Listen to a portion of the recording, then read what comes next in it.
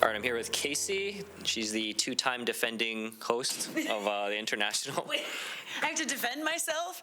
Yeah. Crap, no. Last time, we did an interview. It was in a dimly lit hallway.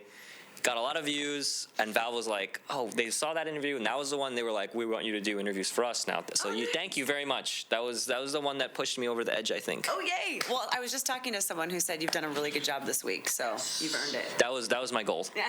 Well done. Well played. Okay. So this time, a little bit different than last time. What's different, according to you? What's different about my perception of it or of like the actual tournament itself? Because we got time. We can talk about everything. Right. Hang on, let me just stretch. I think what's really different about the tournament is obviously the size of it, to go from Benaroya Hall, which is really an amazing theater, but to ramp it up to an arena size. I think what it does is it puts a lot more weight for the players, where the players feel that when they're coming in, and when you're able to see that, how does that not impact you? But for the fans, it's amazing, because I think for them it kind of validates this huge thing that they're all a part of, for it to be worthy of being in such a huge stage. And then for you personally? For me personally, last year at this time I was terrified because I didn't even know how to picture what was about to happen. I'd never really seen a game. I didn't really understand it. I would watch things and not really know where to look. And now I have a better understanding of how things work. I still look at the screen and I can't figure out where to look. I'll be looking over here and people start cheering about something that's going on up here. And it's still incredibly confusing, but I feel like I have a better base for what I'm at least trying to look for and understand. And you've played a little bit. I want to be careful how I say that. I have played the 2 tutorials. And I mentioned that to Merlini. I said, guess what? I've been playing. And I told him, and he goes, doesn't count. I like that you called him Merlini, because last time I remember you were like Kevin. And now you're mentioning him by his real name.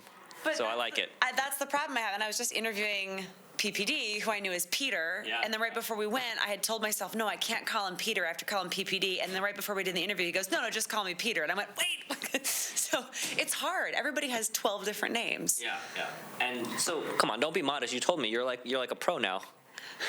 We were discussing that at this time next year, I should totally be playing on stage. Yeah. Just all-star game. You can help, the best teams draft a little bit. Give him some input. We were joking yesterday with some of the folks at Valve that we should do a match where I'm put on a team with 4 other people and their only job is to make sure I don't die. We see how far we can get before I just totally crap out. So you played a little bit. You got a little bit of experience. A little bit. What do your colleagues in the real world think about this whole thing? Still, I think they're having a hard time wrapping their heads around it. I think anytime you go up to someone and you tell them there's this huge thing at Key Arena, it's sold out in 4 minutes. It's almost 15,000 people. It's millions of people around the world, and it's $11 million. They almost don't believe you, because their response is always, well, but I've never heard of it, so that can't be right. Right? So the biggest thing for me has been saying, no, this is huge. And they've been really responsive to it. And the more I tell them, the more they're kind of on board. But I still feel like I'm not able to do it justice when I'm explaining it, because I didn't get it until I was here. Right. You know what I mean? And it's only going to get bigger, and you are now, I don't know, I would say quite well known among the Dota community. They know you as you're like the gateway from the real world to the Dota world. I like that. You shall not pass. Yeah. You're the gatekeeper. I saw that segment. You're talking Dota decently well. You're defending it a little bit. Yes. To the skeptics. And are they surprised that you're kind of like a celebrity maybe? They're surprised because I think, I'm a pretty jokey person. I make fun of myself a lot. So when I first start telling them about it, they think I'm joking. Because I go on and on about how great it is. They're like, yeah, okay, game. I'm like, no. And then when they realize I'm serious, they do buy into it a little bit. They do. I don't think that they have any concept of what the world is actually like once you're in it. But I'm hoping to try to find a way to bring that about somehow. And are you like the video game person now? In the the team? No. Oh my gosh, I wish. It's hard because I almost feel bad comparing it to video games, because when you do that, people immediately revert back to when they Minesweeper. Yeah, like Minesweeper or Tomb Raider, which is what I used to play on a computer when I was a kid, until it got too scary. Super Mario Brothers, Right. all that stuff. I think, so that's why I hesitate to use that term, because people immediately start stereotyping it, and so I do struggle a little bit with the best way to kind of label it. And this year, a lot of new faces, new teams. Do you have a new favorite, or are you sticking with Dendy? Oh, that's a tough one. I like Dendy and I like Puppy and I like Navi because of the personality. I love talking to people and watching people who are just kind of exude confidence. I've really enjoyed getting to know EG. I had a chance to sit down with them at Valve headquarters earlier this week, so I really like them. I like DK a lot because I recognize a lot of the names from different teams from last year. So that's exciting. And I'm still really getting to know some of the other teams. That's what's frustrating for me, is I feel like I was just here and I finally got to know some of the players, and now that it's been a year, there are new faces, and I don't know them as well. And then the ones I do remember are on different teams. Right. So I'm trying to keep everybody straight so that I can give them the respect that they're owed. It's like the off season after TI. There's a huge reshuffle every time. Yes. It's like professional sports. They have free agents and they just go to different teams, things like that. Exactly. Do you? But you now that we're here a whole year later, it's so much bigger. What are your expectations for next year? What do you think is going to happen? Give me a prediction, a bold prediction. I think, and this is, I hope I'm not wrong, I think next year will be the year that the mainstream media gets it. I really do. And I think it's the kind of thing where all it's going to take is one person at a big network to go, what do you mean they gave away that much money in front of this many people back in July and we didn't cover it? And it'll be kind of an anger, because there's an ego to playing, there's an ego to covering it. You know, we all have egos when we're in this industry, and I think the minute someone feels like they missed the boat on covering it, they're going to call everybody to action and kind of force them to pay attention. Well, this year isn't it going to be covered a little bit on ESPN? A little bit on ESPN2, ESPN3, yeah. And I think that's going to be a tipping point for a lot of people, in many ways, not just because people can see it on ESPN, ESPN2, but when you can say to someone, this was on ESPN, that's a familiar thing that people who are outside of the gaming world can latch onto. Okay. What's been going on in your life outside of Dota 2? I mean, like, you told us a little bit about it last time, but we didn't really get into it. What projects have you been working on? Oh, that's a really good question. Lots of projects with the Seahawks being the Super Bowl champions, and the station I work for is the Seahawks station, so we've been doing a lot of projects with them, which has been great because in addition to football, they have a really great organization called A Better Seattle that head coach Pete Carroll brought up, so it's a lot of community-based things. It's about preventing youth violence. So we've been able to do a lot of fun stories in the community. I will say that getting to cover this last year gave me a really great tool to use in covering other stories, which is coming into something and being open to the experience and not worrying about whether you're an expert in it or whether you know enough about it, but really thinking about the audience and thinking, you know, what kind of a story can I tell that the audience can relate to? So all of the projects that I've done since last year, I've been able to kind of view through that lens, and it's helped me tremendously. So you got something you don't know, like, I don't know, like rodeoing or something, Yeah, and then you're right. just like in there and you're like, this can't be harder than Dota. Yeah. And then it's easy. That's true. I mean, honestly, after covering Dota and trying to play Dota, I feel like, okay, like there's not much harder than that out there.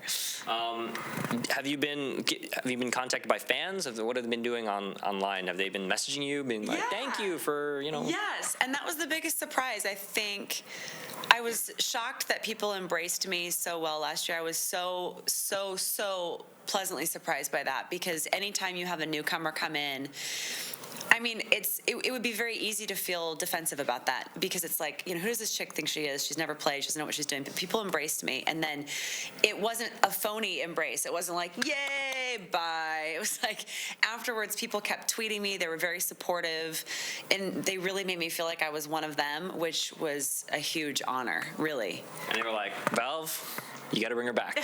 Val was probably like, crap, all right, fine. No, I'm kidding. Yeah. And who, you know, do you have any memorable stories? Any memorable messages? Anything you can think of? Well, there were a couple when I first started trying to play. I don't think it's fair for me to say. When I first started playing, because I'm a long ways off from that, I was doing a live tweet of the process.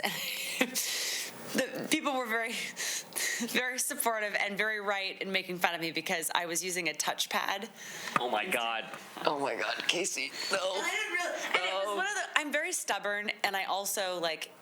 I'm kind of weird because I don't mind making fun of myself and I don't mind looking bad, but when it comes to comparing myself against me, for me, I get really frustrated easily and I hate when I don't get something. So I just was like, I'm sure a mouse isn't that important. I'm just gonna do it. Okay. And so I'm like 5 minutes in and I can't it was impossible. And so people on Twitter were like, step one, get a mouse. Yeah, you gotta get a good mouse and a good keyboard. I don't really have a good keyboard. You need a mechanical keyboard. What does that mean? It's got the certain. Okay, I'm not even gonna try and explain. No, it's just the keys pressed differently. Are you kidding me? Yeah, they're on the wrong keyboard too. No, it's not wrong per se, but if you type a lot, it's probably good to just have one because it makes typing very nice. Is it the kind where it's like cushy or the kind where it's like click, click, click, click, click? It's like clicky. Okay, that's the kind. Those are the gaming ones that people really enjoy. I like using it just for typing. I type a lot, like I write a lot of things. Right. So you would like it. You could get a mechanical keyboard and a nice mouse and a big mouse pad. That's what I need. Yeah, and then you need a nice headset. And then take a picture of it, post it on Twitter, and then you're gonna get like 1,000 retweets. I don't want a headset because then that means I'm playing against people and they can make fun of me, and I don't. Aren't you a competitive person? Very, very. I'm super. You're perfect for it. Okay. No, I'm super Road to 4K MMR. Here we go. I don't know MMR. I know is my rating as a player, but 4K I don't really. That's good. Yeah, you'll be there in no time. Don't worry. Like 10 years from now, I'll get there. You know, Dota 3 maybe. The thing I wanted to ask is that there were a couple of different settings that you could choose for the keyboard part. Which is the easiest? What do you mean? To maneuver. Well, one was using the QWERTY keys, and one was using the arrows, and then one was like. People were tweeting me about that. They were like, I like this configuration versus this configuration. I would just use the default one because it's the easiest one to understand, QWER. Yeah. And then just, you should have your left hand using hotkeys and your right hand on the mouse, and then that's how you. Oh my gosh. I know. Okay. I know. I'm sure they can probably make a nice video segment out of you learning. It would be filled with swear words. My Type husband. them out. It's fine. Does that okay? Yeah. Because my husband was in the other room. All he could hear was like beep beep beep beep because I kept moving Dragon Knight back and forth. And I couldn't figure out where they were trying to get me to go. Does it give you a little bit more appreciation on like how people control their units in the game? They're amazing. It is amazing. It's not just how they control it, but it's the amount of decisions that they have to make in such a short amount of time. Yeah. That was the part that I have a hard time with, that I was really getting frustrated with, because something would happen and I'd be like, but I'm trying to get gold, and then, but you've got to go back and buy this thing, and then wait, but I've got to go and attack, and then I started attacking my own creeps, and attacking your own creeps, very important part of Dota actually. I'm not even joking with you. It actually is. It's what separates. It's what's when they're low. Yeah. Really? Yeah. It's called denying. What? Yeah. It's another aspect. Okay. That's what makes it. This is what makes Dota complicated. So. How long have you been playing? I've been playing about a year and a half, 2 years. 2 years, yeah, 2 years. How good are you? I'm okay. I'm not great, but I'm not terrible. That's what I aim to be. That's my goal. I would like to be not terrible. You want to be on my level. I will never make it to your level. Well, maybe one day. Level below not terrible would be perfect. I think you greatly overestimate the level of competition. I think you would do fine. No. No. No. I'm trying to trick her into like queuing a Russian server. Do it. Do you want me to just make a bold declaration right now? At this time next year, I will be able to play a game on the main stage. Okay. That might be a little. Okay, sure. Yeah, we'll do it. Please edit that out. Please. We'll see. We don't make edits here. This is just. Great. Yeah. Perfect. Okay. All right. So other than that, like that's pretty much all I had to ask. Do you have a story you want to tell? Anything you want to clarify? Because now's the time. Like, if you don't want to ask something embarrassing out there, you can ask me, and I'll just tell you, and you can. Okay. I have lots of questions. Okay. How, as a player, are you able to watch everything that's going on, not just where the play is happening, but watching all of the pieces of information on the bar below and the bar on the side. Okay. How are you able to keep track of that? I can give you a good explanation for that. That's just multitasking, and it's a skill that's built up over time. For example, people very rarely watch their screen for like long periods of time. They look at their screen, they look at something else, and they look back to the screen, and they finish completing whatever they're doing. Okay. So it's like just jumping around. Now, if someone was a news anchor like you, and they had someone talking in their ear like, we're going live and whatever, and you're talking, Right. you can talk and listen to someone talk True. and be fine. Right. But if they did put me there, I would be Okay. like, I would just stop talking because I Okay. can't handle that, right? Okay. So you're used to doing two things at once, Yes. and just like Dota In a players different are. way, though. Yep. I got that. Okay, that makes sense. Also, who, I don't know if you remember this, who is the hero that is trying to help the Dragon Knight? That's Keeper of the Light. Okay. He's an old guy. What is he doing? He's very creepy. He's like following me around, Yeah, and yeah, I'm he's- not supposed to kill him because he's. Right, What is he he's doing? like your friend. He gives you mana. He's like an old guy though. He's kind of awkward and like creepy. Yeah. That's just his whole style. That's his like even his voice is kind of creepy. Yeah, that was I will say this, the best part about starting to play a little bit is that all last year when I was watching the matches, I couldn't really hear the in-game voices. So, for example, I thought Timbersaw was the scariest hero ever. He's because funny. every time I saw him, he was like, Yeah. and then someone was like, pulled me aside and they said, you really should listen to the character voice because it's not what you think. It's hilarious. Yeah, he's afraid of trees. Yeah. He's just like normal goblin that has a traumatic experience with foliage. Right. That's just what happened. I mean, like, it's just a natural thing. Something in his childhood. Yeah. And, like, Valve is known for their great voice work. They have a whole floor on their. Did you visit that place in their office? They have a whole floor that's dedicated to sound work. No, I haven't. I've been in two of the floors for Valve, and that might have been one of them. There were a lot of recording studios. Yeah. It's just they're known for that. They have like. They spare no expense with the sound actors and everything like that. Yeah, okay, that's why. But I just love the sound. They're amazing. I love listening. In fact, I got mad when I arrived because I couldn't hear the in-game, I don't know who the announcer is, but when it's like 10 seconds remaining, and I couldn't hear that, and it drove me crazy because that was one of my favorite parts last year. I don't know why.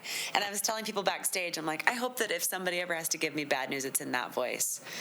Because You want the Dota announcer to follow you around. yes, please. So then it's like, you're fired, pack your things. I mean, that doesn't sound so bad, Yeah. right? I guess. You know what I mean? Or like, you're about to get hit by a car, 10 seconds. Yeah. Not bad. Yeah.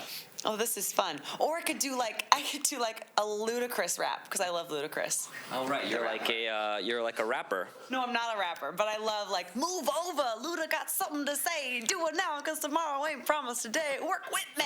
So I could do that, or I could do like a Little John, like, yeah. Like after a tower falls, I could be like, what? Nice.